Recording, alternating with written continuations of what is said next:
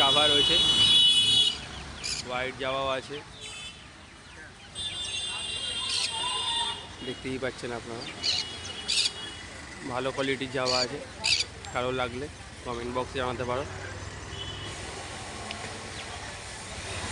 একটা ঘুঘু রয়েছে বাইরে, এবং ঘুঘুটাকে ভালো করে